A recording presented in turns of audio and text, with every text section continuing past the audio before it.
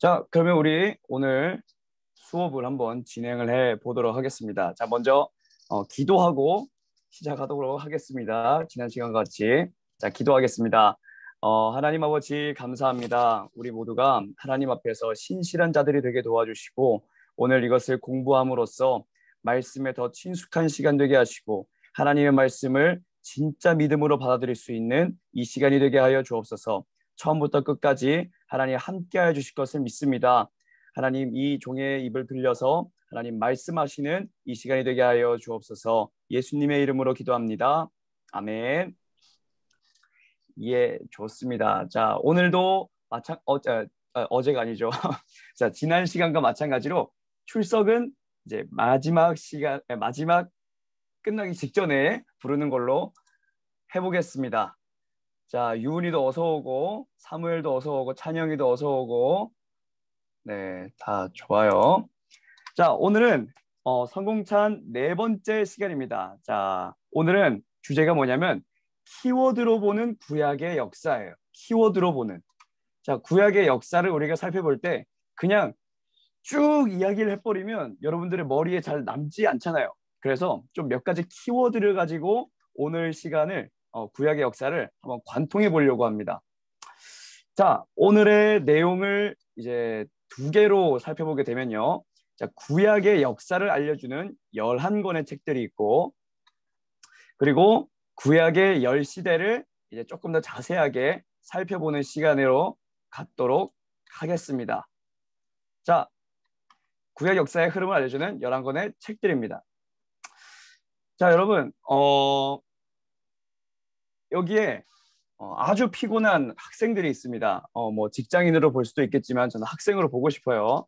사실 마땅한 그림이 없었어요. 자, 어쨌든 자, 이 학생들이 아주 피곤에 쩔어 있어요. 이제 집에 가고 싶어요. 학교가 끝났으니까. 근데 이 학생들이 빨리 집에 도착을 하려면 이제 두 가지 방법이 있습니다. 자, 하나는 모든 정거장마다 꼭 한 번씩 서게 되는 이 완행 열차가 있고요. 또 하나는 중요한 곳에서만 이제 서게 되는 이런 급행 열차가 있습니다. 자, 이 피곤에 쪄들어 있는 이 학생들이 집에 빨리 가려면 과연 어떤 교통편을 이용을 해야 될까요? 그렇죠. 이 급행 열차를 이용해야 집에 빨리 도착할 수 있겠죠. 저는 마찬가지로 생각합니다. 구약이 39권인데 이 39권을 읽으면 구약의 역사와 뭐 문화 뭐 이런 것들을 아주 퍼즐 맞추듯이 자세하게 이제 알 수가 있어요. 그런데 39권을 다 우리가 읽게 되면 너무 느리다. 와, 엄청 느리다. 지친다. 막 이럴 수 있잖아요. 그렇죠? 그렇기 때문에 구약의 역사를 알려주는 11권의 책들을 우리가 딱 읽게 되면 구약의 흐름을 아주 빠른 시간에, 아주 단시간에 관통할 수가 있게 됩니다. 자, 그러면 그 11권의 책이 무엇이냐? 짜란. 자, 봅시다. 창출, 민, 수, 삿. 그리고 사무엘 상하, 열왕기 상하, 에스라, 느헤미야. 자, 다시 창세기, 출애굽기, 민수기, 여호수아, 사사기, 사무엘상, 사무엘하. 사무엘? 미안해. 자, 열왕기상, 열왕기하.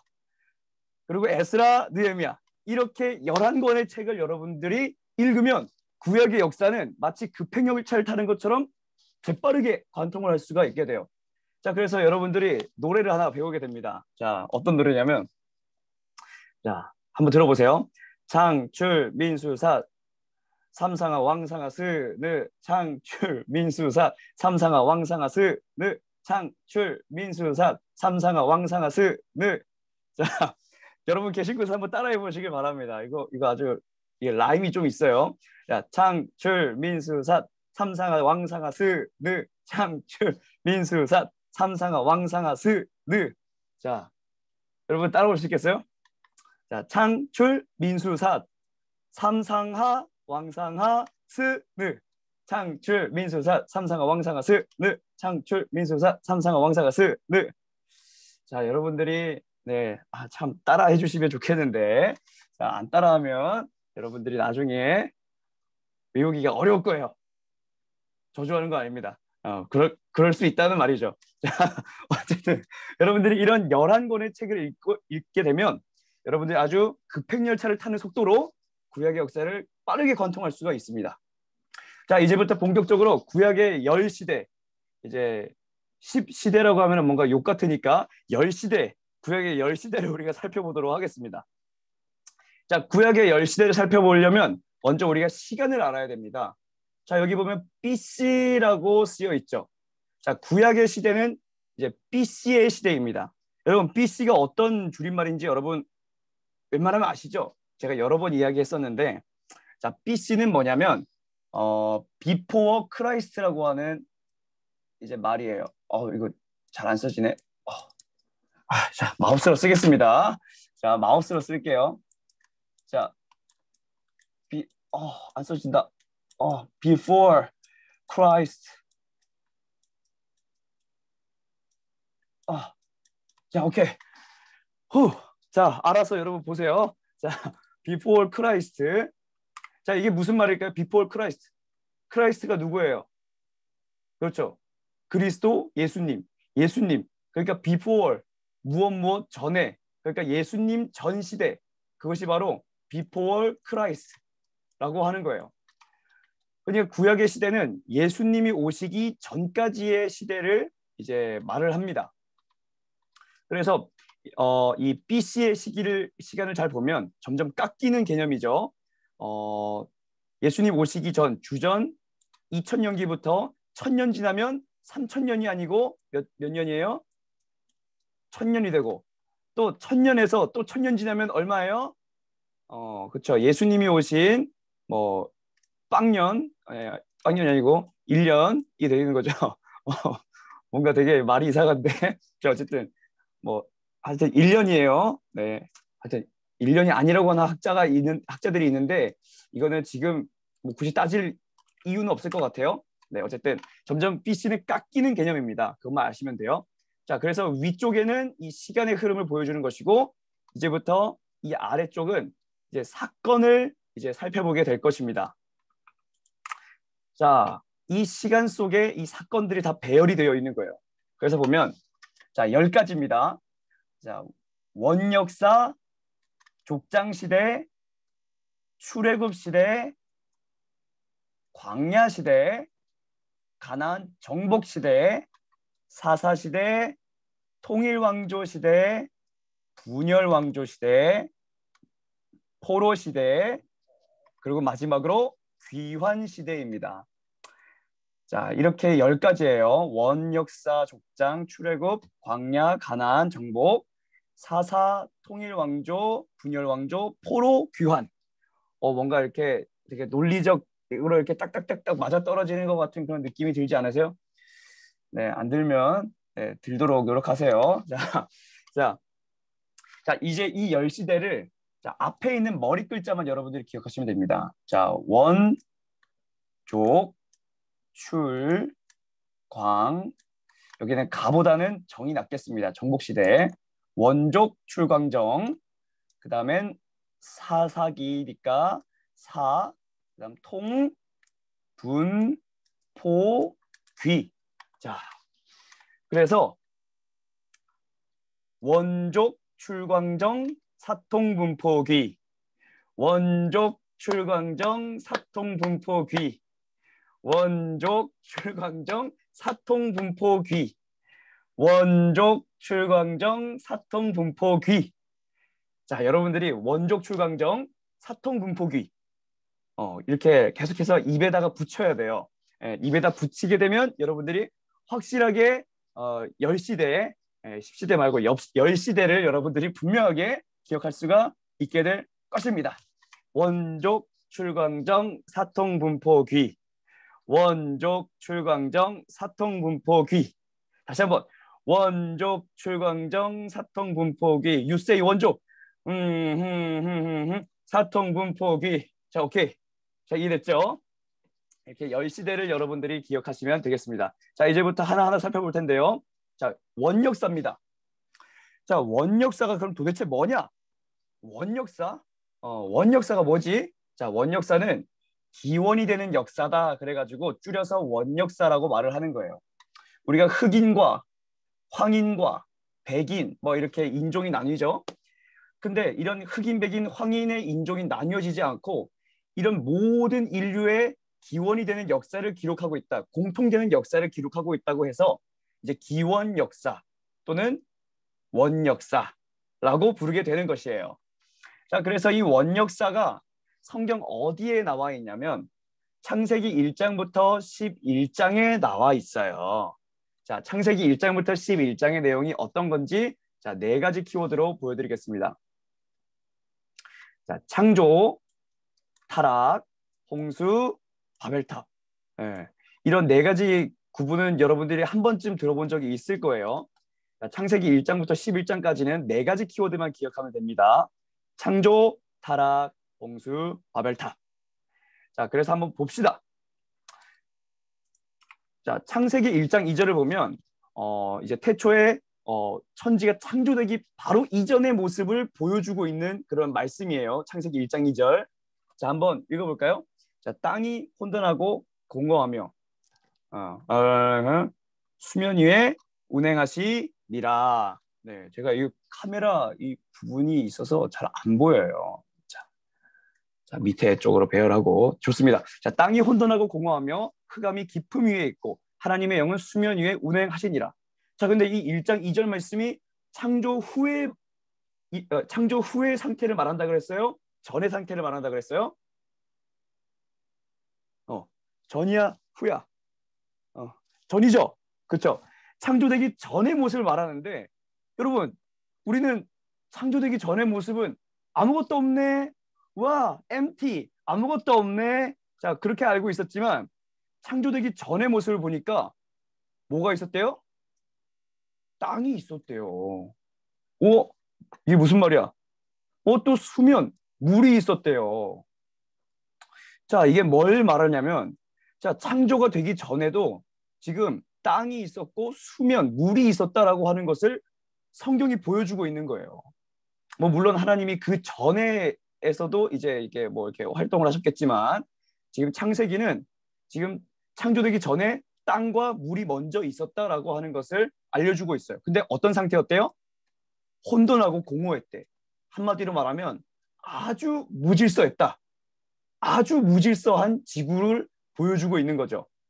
그런데 하나님은 이러한 무질서한 지구 가운데 질서를 잡으시게 되는데 그게 바로 우리가 창세기 1장에서 볼 수 있는 6일간의 천지 창조예요. 여러분 이해되세요? 이해되죠? 자, 그래서 어떻게 질서를 잡으시는지 보겠습니다. 자, 첫째 날에는 어떤 걸 만드셨어요? 이제 어둠에서 빛을 분리해내셔서 빛 그 자체를 만드셨죠. 그리고 두 번째 날에는 하늘 위에 있는 물과 이제 하늘 아래에 있는 물로 이제 물과 물을 나뉘셨죠.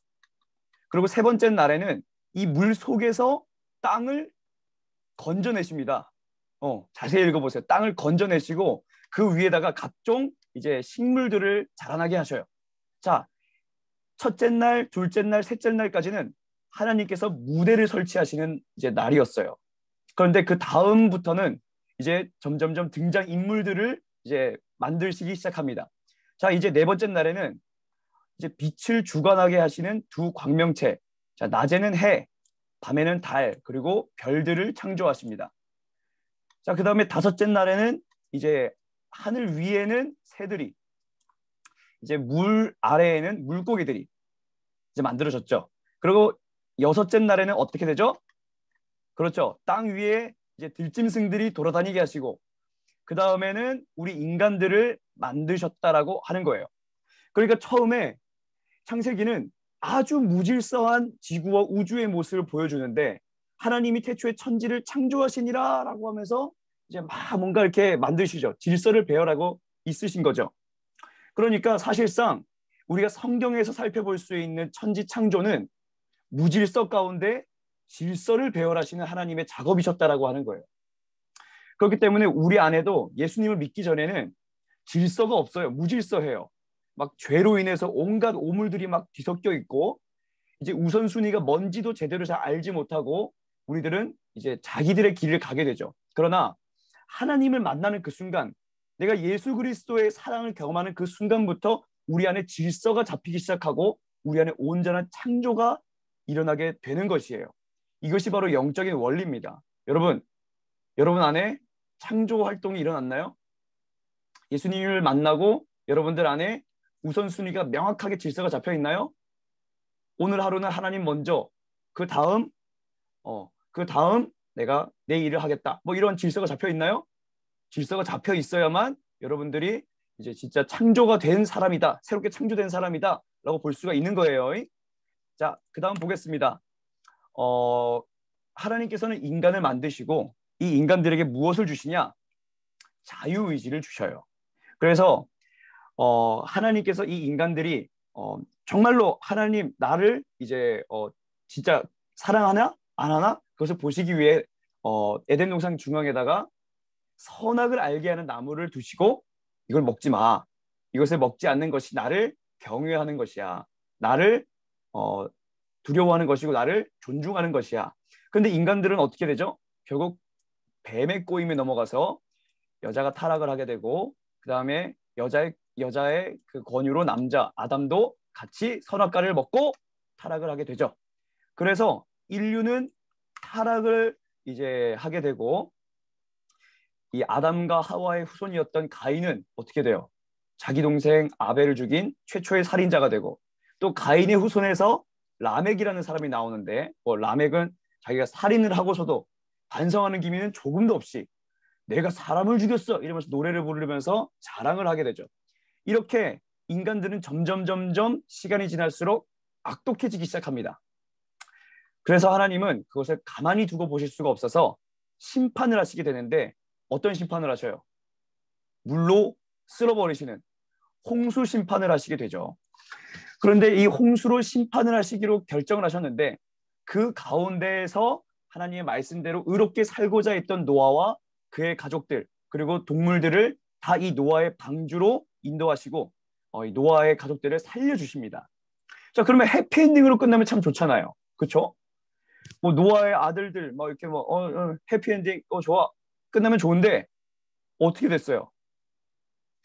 노아의 세 아들들로부터 사람들은 점점 이 땅에 이제 많아지고 번성하게 되면서 다시 인간들은 타락하기 시작합니다. 자, 먼저 보게 되면 노아의 세 아들이 누구였죠? 셈, 함, 야벳이죠. 자, 그런데 이 세 명의 아들들로부터 인류가 이제 나뉘게 됩니다. 자, 먼저 야벳은 지금 보면은 이 유럽 땅, 뭐 하여튼 백인들이 살고 있는 그 땅이 이제 야벳의 족속이 이제 살게 되는 거예요. 그래서 백인들의 조상은 야벳입니다. 실제로 야벳입니다. 자, 그리고 이 셈은 지금 막 중앙아시아 하여튼 황인족의 조상이 되는 거예요. 자, 야벳이 백인들의 조상이 되었다라고 한다면 이 셈은 우리 황인들의 조상이 되는 거예요. 그리고 마지막으로 이 함이라고 하는 사람은 아프리카 대륙에 이제 점점 거주하고 살게 되면서 이 흑인들의 조상이 됩니다. 그래서 셈, 함, 야벳으로부터 이제 백인, 황인, 흑인 막 이렇게 세 인종으로 나뉘게 되는데 이 인종들이 결국엔 또 어떻게 돼요? 죄악을 또한 반복하게 되죠. 그래서 인간들은 또 모여서 살기 시작하면서 바벨탑이라고 하는 이 탑을 세우면서 이제 하나님의 이름이 아닌 우리의 이름을 세우자라고 반항을 하게 되죠. 그래서 이 창세기 1장부터 11장까지의 내용은 창조, 타락, 홍수, 바벨탑으로 귀결될 수가 있습니다. 이게 바로 원역사에 해당하는 이제 키워드예요. 자, 그다음에 빨리 보겠습니다. 자, 좀 시간이 바쁘기 때문에 빨리 볼게요. 자, 그다음에 어떤 것이 있냐? 자, 족장 시대입니다. 족장 시대는 예수님 오시기 전 약 2000년 전부터 시작이 된다고 보면 됩니다. 자, 여기에 해당하는 성경은 창세기 12장부터 50장까지의 내용입니다. 여기에 해당하는 키워드는 4명의 인물이에요. 자, 아브라함, 이삭, 야곱, 요셉. 아이야요. 아이야요. 자, 4명의 인물들이 키워드입니다. 자, 하나님께서는 이 다시 한번 타락하기 시작하는 이 백성들, 하나님께서 보시기에 불쌍한 이 백성들을 구원하시기 위해서 계획을 세우시게 되는데 그 계획이 무엇이냐? 자, 아브라함이라고 하는 이 한 사람을 통해서 이 땅 위에 하나님의 나라를 만드시는 거였어요. 하나님의 나라를 만드시고 하나님의 백성들이 복을 받는 것을 주변 사람들이 보면서 야, 하나님의 사람들은 저렇게 복을 받는구나. 그럼 나도 하나님을 믿어봐야지 라고 전도가 되는 것이 하나님의 계획이었어요. 자, 그래서 아브라함이 아들을 낳아서 이삭이 태어나고 이삭이 또 두 아들을 낳아서 에서와 야곱이 태어나는데 이 에서는 장자권을 가볍게 여기죠. 하나님의 축복을 가볍게 여겨서 결국에는 장자권이 이 되게 야비하게 생긴 이 야곱에게 넘어갑니다. 자, 야곱은 또 어떻게 되나요? 이제 점점점 이제 자손들이 번성하기 시작하면서 12아들들을 낳게 되는데 그 중에 한 명이 요셉이라고 하는 아들이에요. 아주 귀공처럼 생겼죠. 자, 근데 요셉은 나중에 이제 형제들에게 미움을 사게 돼서 시기심을 받고 이제 애굽의 노예로 팔려가게 됩니다. 그런데 여기서도 하나님의 이제 손길이 있어서 결국에 요셉은 애굽의 총리가 되죠. 그래서 창세기는 애굽의 총리가 되었던 요셉이 가나안 땅에 살고 있는 이제 아버지 야곱과 그의 형제들의 가족들을 이제 배고픔과 죽음에서 건져내는 그러한 일로 마무리가 되죠. 그래서 가나안 땅에 살고 있던 요셉의 가족들은 결국 이집트 땅으로 넘어오면서 창세기 50장이 끝이 납니다. 자, 그래서 족장 시대는 끝나고요. 그 다음에 출애굽 시대입니다. 자, 출애굽 시대는 당연히 출애굽기에 있겠죠. 두말하지 않고 당연히 출애굽기에 있겠죠. 자, 이 출애굽기를 살펴보게 되면 자, 세 가지 키워드를 살펴볼 수가 있습니다. 자, 첫 번째로 400년 노예, 그 다음에 두 번째로 10가지 재앙, 그 다음에 출애굽. 이 세 가지로 우리가 기억을 하게 되면 역사를 살펴볼 수가 있어요. 자, 먼저 400년 노예를 살펴보게 됩니다. 자, 400년 노예를 살펴보게 되면 우리 창세기에서 출애굽기로 넘어가는 그 바로 직접 50장에서 이제 이집트로 다 건너가게 됐다고 했죠. 근데 이집트로 건너갔던 요셉과 이제 그 가족들은 그 당시 그 시대가 다 지나고 다 죽게 돼요. 그래서 그의 후손들이 이제 이집트 땅에서 정착해가지고 살게 되는데 시간이 흐르면서 아주 무시무시한 사건이 하나가 발생합니다. 자, 출애굽기 1장 8절 한번 읽어보겠습니다. 시작. 요셉을 알지 못하는 새 왕이 일어나 애굽을 다스리더니 자, 여기서는 살짝 역사가 들어가 세계사가 들어가요.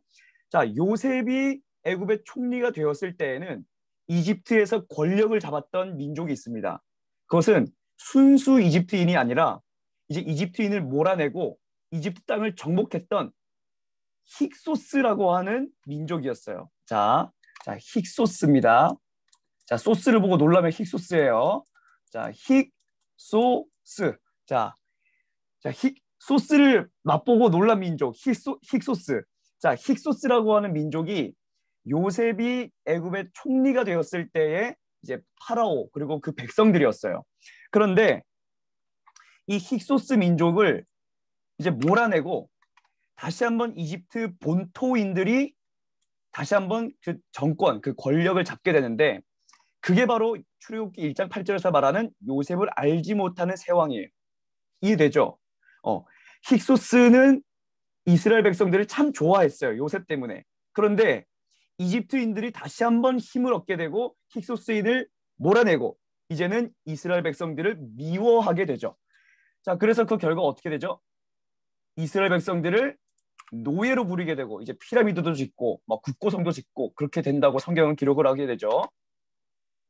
자, 그런데 하나님께서는 이러한 이스라엘 백성들이 400년간 노예 생활을 하고 있을 때 그냥 가만히 계셨을까요? 가만히 계셨으면 성경에 기록이 되지 않았겠죠. 자, 400년간 이스라엘 백성들이 하나님 앞에 이제 고통에 신음하고 부르짖은 결과 하나님의 때가 되었어요.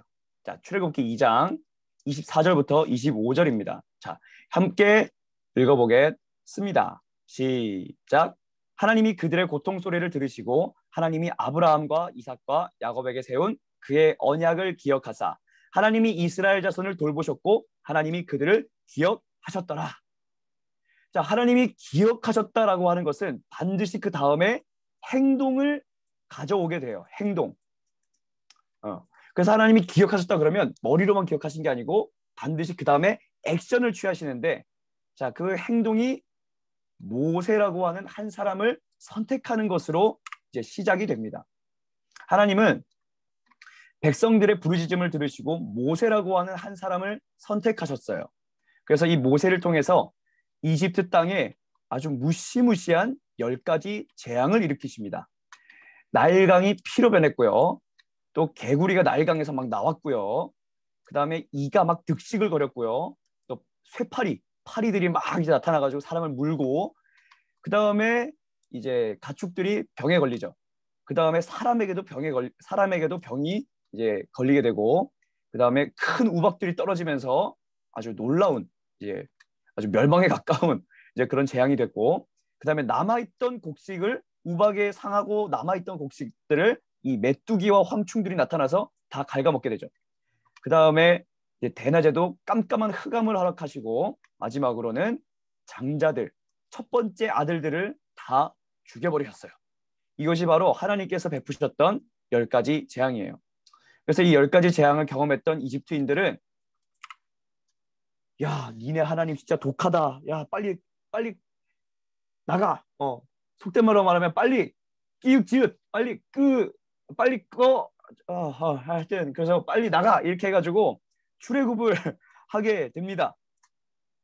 그래서 출애굽을 하게 되는데, 자, 여기 아까 이집트 땅이라 그랬죠. 그리고 그 바로 옆에 있는 요 집게 모양의 바다가 홍해입니다.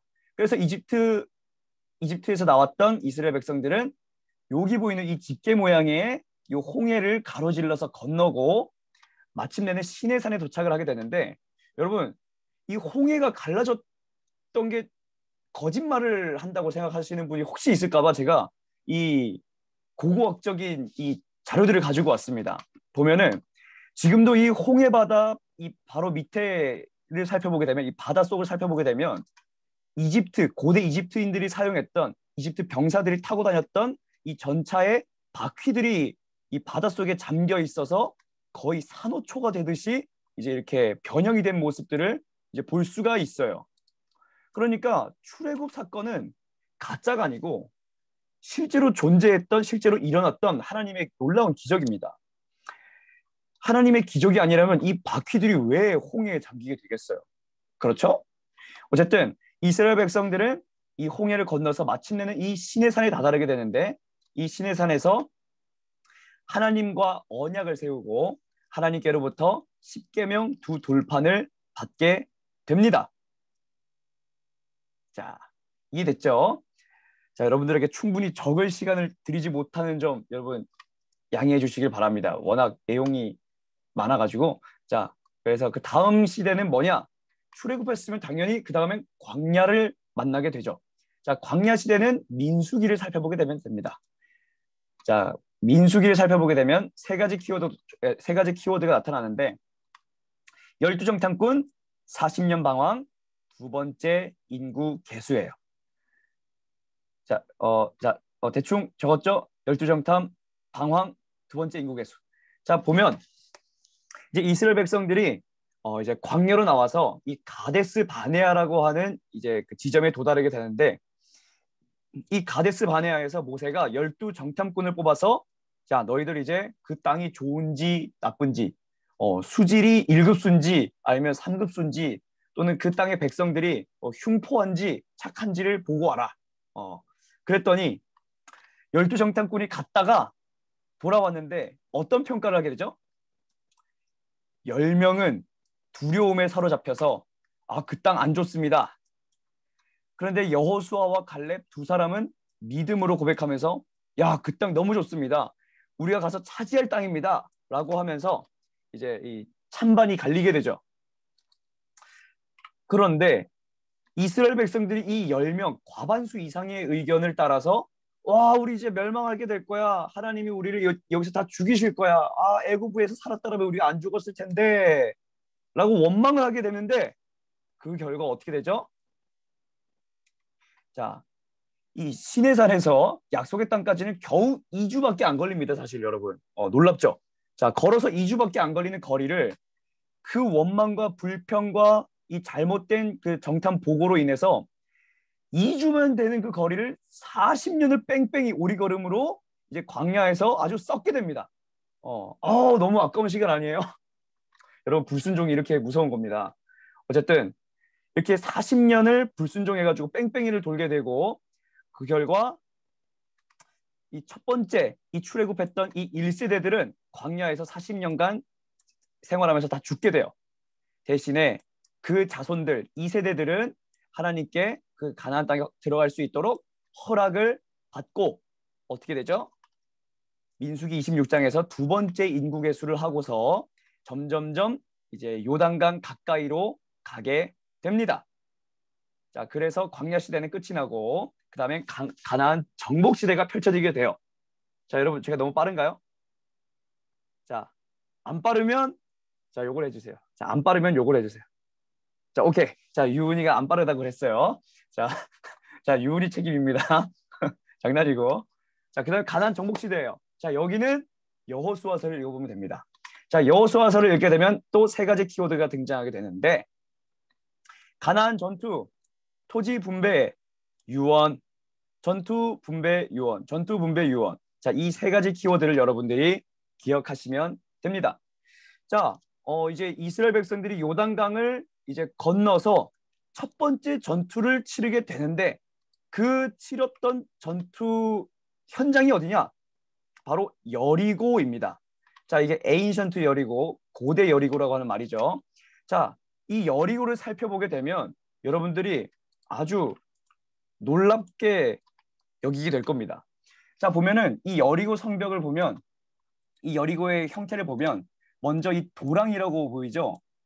이 밑에가 다 흙인데 이 흙을 주변을 다 이제 도랑을 파놨어요. 왜일까요? 침입자들이 쉽게 올라오지 못하도록 여기다가 이 깊은 도랑을 파놨단 말이에요.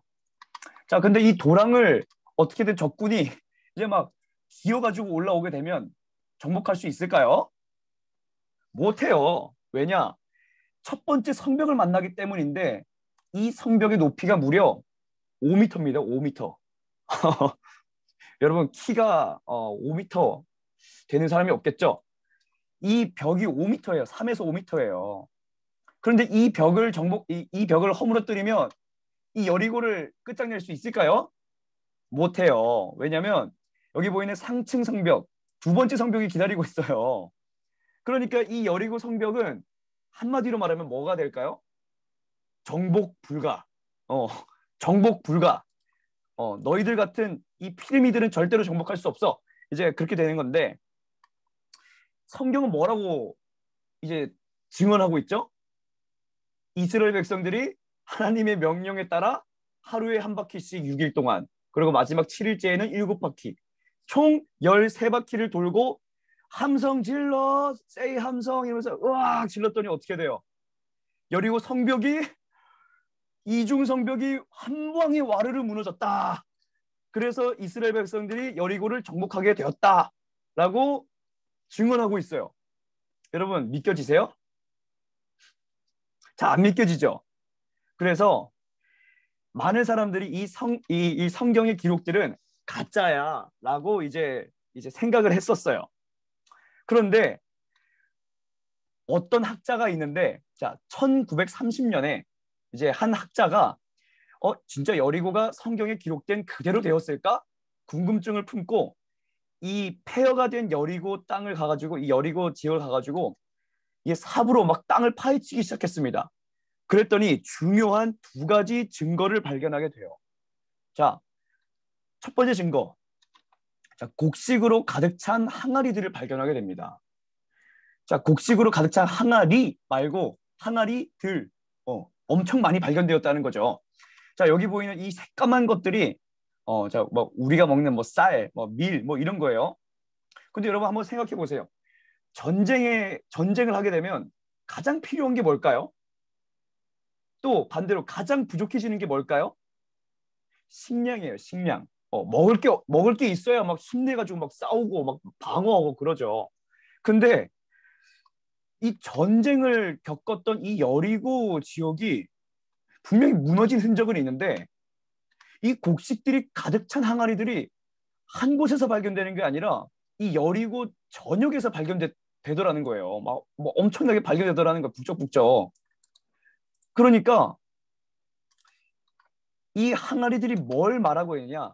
자, 성경은 이렇게 말을 하고 있습니다. 자, 한번 읽어보세요. 자, 너희는 온전히 바친 것 중에서 어떤 걸 취하여 고통당하지 아니하게 되도록 오직 너희는 그 바친 것에 손대지 말아라. 바친 물건에 손대지 말아라 그랬어요. 여러분 신기하지 않아요? 전쟁에서 가장 필요한 것이 곡식이란 말이에요. 점령하는 후에 그 다음 전쟁을 치르려면 곡식을 약탈해야 되는데 곡식들이 하나도 약탈되지 않고 그대로 담겨 있고 파묻혀 있었어요. 이것이 성경의 증언과 똑같이 맞아떨어집니다. 하나님이 물건에 손대지 말아라 했을 때 진짜 손대지 않고 그대로 남겨둔 것. 이것이 바로 첫 번째 이제 여리고 무너졌던 증거라고 하는 거죠. 자, 두 번째. 완벽하게 무너진 성벽들입니다. 자, 성경에서는 이렇게 나와 있어요. 자, 주황색 줄 친구만 읽어보면 백성이 각기 앞으로 나아가 그 성에 들어가서 그 성을 점령하고 자, 모든 백성이 앞으로 나아가서 자, 성을 점령했다라고 하는 거예요. 그런데 성벽이 무너지되 적당히 무너지면 백성들이 이곳을 점령할 수가 없었을 거예요. 여기서 밀려오는 군대들 때문에. 그런데 백성이 일제히 앞으로 나왔어. 각기 앞으로 나아가 그 성에 들어가서 그 성을 점령하고 그래서 그 땅의 폐허들을 파헤쳐 봤더니 진짜 여기 여기 여기 자막이 깔려 있죠. 문자 그대로 기초까지 무너졌죠. 자, 기초까지 무너진 성벽이 그대로 발견되더라고 하는 거예요. 그래서 학자들은 이 여리고 사건이 진짜 있었던 일일 것이다 라고 이제 거의 대부분 인정하게 되었다는 거죠. 그래서 여리고 전투를 치르고 난 다음에 이스라엘 백성들은 이제 남부를 침략하게 되고 그리고 북부를 정복하게 돼서 결국엔 이 요단강 서쪽에 있는 약속의 땅을 정복하게 됩니다. 자, 그 다음에 여호수아 12장부터는 이제 정복한 땅을 분배하게 돼요. 자, 그래서 토지를 막 분배하게 됩니다. 자, 너희들은 여기, 너희들은 저기 이러면서 토지를 분배하게 되는 것이죠. 자, 그리고 마지막 24장은 여호수아서 24장은 모세가 남아있는 이스라엘 백성들에게 유언하는 내용이 담겨 있는데 그 핵심이 바로 이겁니다. 23절이에요. 여호수아가 이르되 그러면 이제 너희 중에 있는 이방신들을 치워버리고 너희의 마음을 이스라엘의 하나님 여호와께로 향하라. 그러니까 내가 죽고 난 이후에도 너희들이 하나님을 잘 섬겨라 라고 하는 것이 모세의 마지막 유언이었다라고 하는 거예요. 이렇게 해서 가나안 정복은 끝이 납니다. 그러고 난 다음에 사사시대가 펼쳐지게 되는데요. 자, 사사시대 때는 당연히 사사기겠죠. 출애굽기에 있지는 않겠죠. 자, 사사기입니다. 사사기를 읽어보면 사사시대가 어땠는지를 살펴볼 수가 있어요. 키워드는 두 가지를 기억하시면 됩니다. 12사사들 그리고 죄의 순환. 자, 사사는 사실 12명이 아니에요. 왜냐하면 사무엘상에 나오는 엘리 제사장도 사사였다라고 이제 성경에 나오고 또 사무엘도 사사였어요. 그러니까 적어도 2명은 더 끼게 되겠죠? 그러니까 훨씬 더 많은 사사들이 있지만 사사기 안에서는 이제 12명이 등장하게 돼요. 자, 어떤 사람들이 등장하냐? 자, 온니엘, 에훗, 삼갈, 드보라, 기드온, 돌라, 야일, 입다, 입산, 엘론, 압돈, 삼손. 자, 뭐 유명한 사람들이 있죠. 뭐, 자, 왼손잡이 에훗, 왼손잡이 에훗. 그리고 소모는 막대기로 막 몇백 명이죠? 300명인가 600명이죠? 여러분, 나무 막대기로 600명 쳐 죽여봤어요? 나무 막대기로 6번 때리기도 힘들죠. 이제 상대방이 날 때릴 것이기 때문에.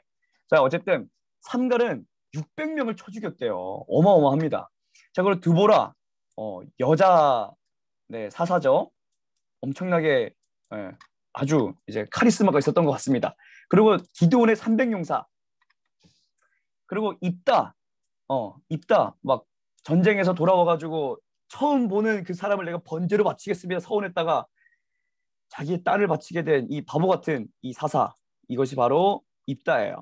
자, 그리고 입산, 엘론 압돈, 뭐 어쨌든 뭐 별로 유명하지 않은 그런 사람들이 있고, 삼손, 불끈불끈. 자, 기억하죠? 자, 그래서 이렇게 12명의 사사가 있다는 거 여러분들이 이제 아시게 될 겁니다. 자, 그리고 죄의 순환, 아주 중요한 패턴이 등장하게 되는데요. 자, 사사시대의 죄의 패턴. 자, 따라해 보겠습니다. 죄, 심판, 회개, 구원. 죄, 심판, 회개, 구원. 자, 이렇게 4개의 단계들이 엄청나게 반복돼요. 먼저 하나님이 우상 숭배하지 말라고 분명히 말을 하시고, 또 여호수아를 통해서 너희들 하나님 잘 섬겨라고까지 말씀하셨는데, 결국 이스라엘 백성들은 우상을 섬기게 됩니다. 그래서 하나님께서 이방 민족들을 통해서 이스라엘 백성들을 아주 이제 괴롭히시죠. 그래서 막 자식들도 잡혀가고 먹을 것도 약탈당하고 하여튼 괴롭힘을 당하게 됩니다. 그러다가 하나님, 우리가 잘못했어요, 회개를 하게 돼요. 그러면 또 하나님이 이제 근심하셨더라 이러면서, 마음이 하여튼 근심하셨더라 이러면서, 우리 하나님 참 마음이 여리신 분이에요. 그래서 회개하면 또 하나님이 이제 사사들을 또 세우셔가지고 구원을 베푸시는데, 또 어떻게 된다고요? 사사가 죽고 난 이후에 또 죄가 시작되었더라. 그리고 또 심판, 회개, 구원, 죄, 심판, 회개, 구원. 계속 이런 사이클이 반복된다라고 하는 것이 이 사사기의 중요한 패턴입니다. 그래서 이러한 2가지 키워드를 여러분이 기억하시면 되겠습니다. 자, 그 다음에 사사시대 다음엔 통일 왕조 시대가 시작이 됩니다. 자, 여기에 해당하는 성경은요, 사무엘 상부터 열왕기상 11장까지입니다. 조금 어렵죠? 자, 사무엘 상부터 열왕기상 11장까지예요. 자, 여기에서는 3명을 기억하면 됩니다. 자, 사울, 다윗, 솔로몬입니다. 자, 사울, 다윗, 솔로몬. 자, 사사시대의 그 죄의 패턴, 죄, 심판, 회개, 구원. 자, 계속해서 이러한 이제 패턴이 반복되면서 이스라엘 백성들은 이제 질리기 시작해요. 언제까지 우리가 주변 민족들처럼 왕도 없이 이렇게 하나님께 부르짖어야만 우리가 이렇게 좀 이렇게 살아날 수 있느냐? 우리에게도 왕을 좀 달라! 이러면서 하나님 앞에서 죄를 짓게 되죠. 왕을 구하는 죄를 짓게 돼요. 그랬을 때 하나님께서는 결국에는 그 백성들의 불평을 이제 이기지 못하시고 첫 번째 왕을 주시게 되는데, 그것이 바로 이제 키 크고 잘생기고 이제 부자였던, 그리고 아주 이제 부끄러움을 많이 탔던 사울입니다. 자, 생각해 보세요. 잘생기고 키가 아주 크고요, 부자에다가 아주 부끄러움을 많이 타요. 그러면 누나들한테 인기가 많아요, 일반적으로. 자, 누나들한테 인기가 아주 많을 것 같아요. 자, 누나들한테 인기가 많았던 이 사울. 그런데 이 사울이 왕이 되고 났을 때 어떻게 됐나요? 결국에는 마음이 교만해져서 하나님의 말씀도 계속 어기게 되고, 이제 아주 그냥 나는 이제 막강한 군주야라고 하면서 자기 이름을 떨치려고 하다가 하나님께서 사울을 버리시게 되죠. 넌 제명당했어, 이 나쁜 자식, 이러면서 결국에는 이 마음에 합한 다윗을 발견하시고 다윗에게 기름을 부으시고 다윗을 왕으로 세우시게 됩니다. 그래서 왕으로 다윗을 세우시고 이제 40년간 다스리다가 이제 솔로몬이 그 다음 왕위를 이어서 40년을 이제 왕으로서 이제 통일 왕조 시대를 이끌게 되죠. 그래서 사울 40년, 다윗 40년, 솔로몬 40년. 자, 사삼 구구단을 외자, 구구단을 외자. 자, 4삼 12. 그렇죠. 그래서 120년간을 이제 단일 왕조, 통일 왕조 시대를 겪게 됩니다. 그런데 문제가 있어요.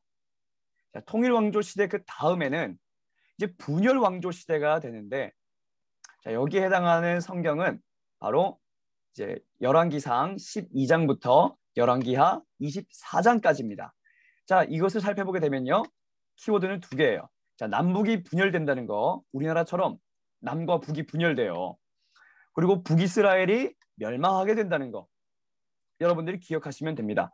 자, 솔로몬 이후에 그 아들 이제 이 르호보암 시대 때부터 이 나라가 둘로 쪼개지게 돼요. 그래서 분열 왕국이 되는데 이 북이스라엘에는 10지파가 이스라엘 12지파죠. 근데 둘로 쪼개지게 되면서 이 북이스라엘은 10지파가 이제 되고 이 남쪽에 있는 이제 남유다는 2개의 지파, 유다와 베냐민. 그래서 2개의 지파로 이제 남북이 분열되게 됩니다. 그런데 이러한 2개의 왕조가 계속 이어지게 되면서 성경은 이 두 왕조의 왕들을 평가하게 되는데 어떤 기준을 가지고 평가를 내리느냐? 자, 바로 다윗처럼 살았느냐 안 살았느냐 그것을 가지고 평가를 하게 돼요. 자, 다윗은 어떤 삶을 살았죠? 하나님의 말씀대로 이제 순종하고 또 죄를 지었을 때에는 하나님 제가 죄인입니다라고 겸손하게 이제 회개도 할 줄 아는 그러한 모습으로 이제 삶을 살았죠. 그래서 하나님이 원하셨던 것은 이 왕들이 다윗처럼 살기를 원하셨기 때문에 여러분들이 열왕기상 12장 부터 열왕기 12장부터 24장까지 계속해서 읽어보게 되면 다윗 왕처럼 되지 아니하고 이런 것들을 보게 돼요. 그래서 다윗 왕이 기준이 되어서 모든 왕들이 이제 시험 점수를 이제 평가를 받게 됩니다. 자, 그래서 이제 북이스라엘과 남유다가 쭉 지속이 되다가 자, 남유다는 결국에 예수님 오시기 전 주전 722년 예수님 오시기 약 722년에 이 아시리아라고 하는 나라에 의해서 아주 깡그리 뭉개지게 됩니다. 그래서 북이스라엘에 있었던 사람들은 이제 피가 섞이게 되고 그 흔적을 찾아볼 수가 없게 되었죠. 자, 그 다음에 분열 왕조 시대가 이제 계속 지속이 되면서 결국에는 포로 시대가 이어지게 되는데요. 자, 포로 시대에 해당하는 성경은 바로 열왕기하 24장부터 25장, 열왕기하 마지막 2장입니다. 자, 여기에 해당하는 키워드는 이 3가지예요. 자, 남유다 멸망, 그리고 3번에 걸친 3차 포로, 그리고 70년. 자, 이렇게 3가지 키워드로 여러분들이 기억을 하시면 되겠습니다. 자, 먼저 북이스라엘이 먼저 멸망했다 그랬죠. 그런데 그로부터 약 140년, 140년 맞죠? 제가 수학을 지금 잘 못하는 건 아니죠? 자, 어쨌든 140년 이후에 약 140년간 남유다가 이제 자기의 왕조를 지켜내다가 결국엔 얘네들도 하나님 앞에 이제 죄를 지어가지고 어떻게 되나요? 바벨론이라고 하는 이 무시무시한 나라에 의해서 멸망을 당하고 결국에는 포로로 끌려가게 됩니다. 그런데 남유다가 멸망하기 전까지 3번에 걸쳐서 이제 포로로 잡혀가게 되는데, 자, 1차 포로는 주전 605년에 있었고 2차는 주전 597년, 그리고 마지막 멸망할 때 주전 586년에 마지막으로 잡혀가게 됩니다. 우리 지난 시간에 살펴봤지만 1차 때에는 다니엘과 세 친구들, 다니엘 플러스 3, 다니엘과 플러스 3이 잡혀갑니다. 그리고 2차 때에는 에스겔 선지자가 잡혀가요. 에스겔 선지자가 잡혀가게 되면서 그곳에서 예언을 하게 되죠. 그리고 3차 때에는 이제 천민 또는 이제 농부를 제외한 나머지 사람들이 이제 다 포로로 끌려가고 이 천민과 농부들만 이 땅에 이제 남아있게 되었다라고 성경은 기록을 하고 있습니다. 자, 그런데 하나님께서는 이 이스라엘 백성들이 죄를 짓고 심판을 받았을 때 이제 완전히 기억에서 지워버리셨을까요? 아니에요. 하나님은 이렇게 멸망을 당하고 이제 심판을 당한 이러한 백성들에게 한 가지 희망을 주시는데 그것이 바로 예레미야 선지자를 통해서 이제 다시 회복될 것을 말씀하시는 이제 그것이 바로 이 70년입니다. 자, 한번 말씀 읽어볼게요. 자, 예레미야서 29장 10절 말씀 우리 함께 읽어보겠습니다. 시작. 여호와께서 이와 같이 말씀하시니라. 바벨론에서 70년이 차면 내가 너희를 돌보고 나의 선한 말을 너희에게 성취하여 너희를 이곳으로 돌아오게 하리라. 자, 예레미야가 이 예언을 했을 때에는 아직 남유다가 멸망하지 않았을 때예요. 이제 뭐 바벨론이 막 쳐들어오고 그런 건 있었지만 아직 남유다가 멸망하지 않았던 때란 말이에요. 그런데 뭐라고 이제 예언을 하나요? 70년이 차면 정확한 숫자를 지금 제시를 하고 있는 거예요. 너희들이 바벨론에서 70년간 노예 생활하고 와. 내가 너희들한테 70년을 정했으니까 70년간 노예 생활을 하면서 너희들의 마음이 겸손해지면 내가 너희를 돌보겠다. 그래서 다시 돌아오게 하겠다. 여러분 놀랍지 않아요? 어떻게 이렇게 정확한 숫자를 말할 수가 있을까요? 하나님의 말씀이기 때문에 그것이 가능한 거예요. 그래서 이스라엘 백성들은 이 70년 이후에 진짜 이 땅에 돌아오게 됩니다. 다시 자기네 땅에 정확하게 70년 이후에 돌아오게 됩니다. 자, 그래서 귀환 시대가 되는데요. 자, 귀환 시대에 해당하는 성경은 바로 에스라, 느헤미야예요. 자, 아까 우리 외웠었죠. 자, 하여튼 노래 외웠었는데 나도 까먹었다. 자, 여러분들이 영상을 다시 한번 살펴보시고 외우시길 바래요. 자, 에스라, 느헤미야 이 두 권의 책이 바로 귀환 시대에 해당하는 책들입니다. 자, 여기서 볼 수 있는 두 개의 키워드 바로 세 번에 걸친 3차 귀환 그리고 마지막으로 메시아 기대입니다. 자, 여기가 바벨론이죠. 여기가 바벨론, 두강 사이라 해가지고 메소포타미아라고 이렇게 이야기했었어요. 강 사이. 자, 여기가 바벨론이라고 하는 곳인데 이 바벨론으로 끌려갔던 백성들이 마침내는 이제 세 번에 걸쳐서 다시 가나안 땅으로 돌아오게 됩니다.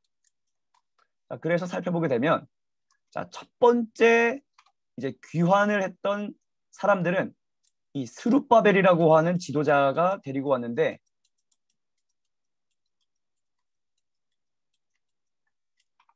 주전 537년이에요. 자, 537년에 이 페르시아의 고레스라고 하는 왕이 이제 그 바벨론을 점령하자마자 선포했어요.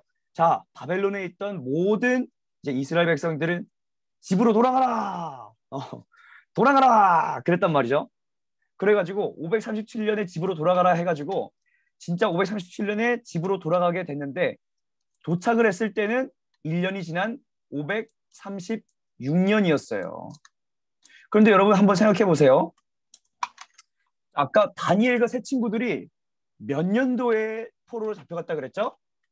주전 605년입니다. 자, 605년에서 70을 빼보세요. 뭘까요? 536이 됩니다. 이해돼요? 69 아니에요?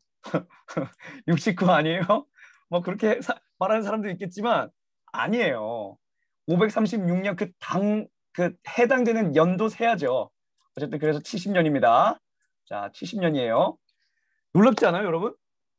605년에 첫 번째 포로가 끌려간 다음에 다시 70년이 지난 첫 번째 포로가 536년에 돌아왔어요. 정확하게 예레미야의 입으로 통해서 이제 선포되었던 그 말씀대로 70년이 지난 이후에 바로 그 해에 다시 이스라엘 백성들이 자기네 땅에 돌아오게 됩니다. 놀랍죠? 자, 그래서 이것이 70년이라고 이제 보면서 영적인 70년이라고 하는 해석도 있어요. 자, 아까 586년에 예루살렘이 멸망했다 그랬죠. 모든 이제 백성들이 다 바벨론을 사로잡혔다 그랬어요. 그래서 586년에 예루살렘 성전이 완전히 무너집니다. 예루살렘 성전이 완전히 무너져요. 그래서 예루살렘 성전이 586년에 무너졌는데, 자, 이 1차 때 귀환했던 이 스룹바벨이 첫 번째 이제 성전 터를 닦게 되는데 그것이 몇 년이냐면 진짜 신기하게 자, 586년에서 70을 빼면 몇 년일까요? 자, 빼보세요. 자, 516년이죠. 자, 이 스룹바벨이 516년에 뭘 세우냐면 성전을 세우게 돼요. 다시 돌아와가지고 성전을 세우게 된단 말이에요. 여러분 놀랍지 않아요? 예레미야가 70년 만에 너희들은 이 땅으로 돌아오게 될 것이다. 진짜 실제로 이 땅이 70년 만에 돌아왔어요. 그리고 예루살렘 성전이 무너진 지 70년 만에 다시 이스라엘 백성들은 다시 한번 성전을 세우게 되고 하나님의 백성이 되는 거예요. 영적인 귀환을 하게 되죠. 그러니까 하나님의 말씀은 진짜 틀림이 없어요. 왜냐? 하나님은 살아계시기 때문에. 그러니까 오늘 우리가 이 성경을 읽을 때 좀 우리가 존중했으면 좋겠어요. 아, 이건 책이야. 아, 숙제야. 그게 아니라 하나님의 살아계신 하나님의 살아있는 음성이라고 하는 것을 저와 여러분이 좀 이제 존중을 하면서 읽었으면 좋겠어요. 자, 어쨌든 그리고 두 번째 귀환은 이제 에스라라고 하는 사람이 지도를 해가지고 이 땅에 돌아오게 되는데 458년입니다. 자, 537년에서 많이 지났죠. 뭐 약 80년 정도 지난 것 같아요. 자, 80년 후에 에스라라고 하는 제사장이 많은 유대인들을 이끌고 다시 이 땅에 2차로 귀환하게 됩니다. 에스라는 돌아와가지고 뭘 재건했냐면 사람들한테 말씀을 가르쳐주면서 다시 한번 믿음을 재건했어요. 자, 그 다음에 마지막으로 3차 포로 귀환은 누가 인도하게 되느냐? 느헤미야라고 하는 사람이 인도하게 됩니다. 자, 페르시아 황제의 술 맡은 관원장이었던 이 느헤미야가 이 예수님 오시기 전 약 444년에 이 땅을 돌아오면서 무엇을 재건했죠? 불타고 무너져 있던 성벽을 재건하게 되는데 52일 만에 다시 한번 성벽을 완성하게 됩니다. 그래서 성전을 만들고 그 안에 살고 있던 사람들의 믿음을 말씀으로 다시 한번 재건하고 또한 그 사람들을 이제 적군들로부터 주변의 대적들로부터 물리적으로 보호할 수 있는 성벽이 재건됨으로써 하나님의 그 회복에 대한 말씀은 이제 이루어졌어요. 그런데 한 가지 남은 것이 있습니다. 그것이 뭐냐면 분명히 하나님께서는 다윗과 같은 왕을 너희들의 목자로 주실 것이다 라고 예언을 하셨단 말이죠. 예레미야에서도 그렇고 에스겔에서도 그렇고. 그런데 성전을 짓고 귀환을 했는데 아무리 기다려도 하나님께서 약속하셨던 다윗과 같은 왕이 안 나타나는 거예요. 안 나타나는 거예요. 그래서 이 귀환 시대에 살았던 사람들은 계속해서 다윗과 같은 왕이 나타나기를 계속해서 기대하게 됩니다. 그래서 우리가 신약 성경에 보면 도대체 기름 부은 자 메시아가 누구냐? 네가 하나님의 아들 메시아냐? 라고 하면서 자꾸만 예수님께 물어보게 되죠. 그만큼 이스라엘 백성들은 이 귀환 시대에 살았던 이스라엘 백성들은 계속해서 메시아를 기다렸다는 것을 우리가 알 수가 있게 됩니다. 자, 그래서 우리가 10가지 시대를 살펴봤죠. 원족 출광정 사통분포기, 원족 출광정 사통분포기, 원족 출광정 사통분포기. 자, 이렇게 해가지고 아이고 숨차. 자, 10가지 시대를 우리가 아주 너무나도 서둘러서 네, 살펴보게 되었습니다. 여러분 이해 안 가는 부분이 있나요? 좀 너무 빨랐죠? 네, 미안해요. 하지만 여러분들한테 전달해 드릴 내용이 이제 하나도 빠져서는 안 되는 내용이었기 때문에 제가 생각했을 때는 더 얘기해야 됐었던 것을 줄여서 겨우 이 정도 된 거예요. 자, 어쨌든 여러분들이 이렇게 이스라엘 백성들의 역사를 이제 10가지 시대로 살펴보았고요. 이것이 바로 구약의 10가지 시대입니다. 자, 오늘 강의는 여기서 네, 끝입니다. 자, 여러분들이 조금 이렇게 뭔가 이렇게 좀 뭐랄까 풀리지 않은 부분들이 남아 있을 걸로 생각을 하는데 여러분들이 혹시 오늘 공부하면서 궁금한 점 또는 아직 이해가 안 되는 점이 있다면 카톡방에다가 좀 올려주세요. 그러면 그것을 좀 답변을 이제 해드리는 걸로 다음 시간 첫 시간을 조금 이렇게 시간을 할애해서 답변하는 시간을 좀 가져도 좋을 것 같고요. 자, 다음 시간에는 구약과 신약 그 사이에 놓여 있는 이 400년의 중간기를 우리가 살펴보게 될 것입니다. 자, 오늘 여러분 어려운 과목 이 이스라엘 역사, 구약 역사를 들어주셔서 감사하고요.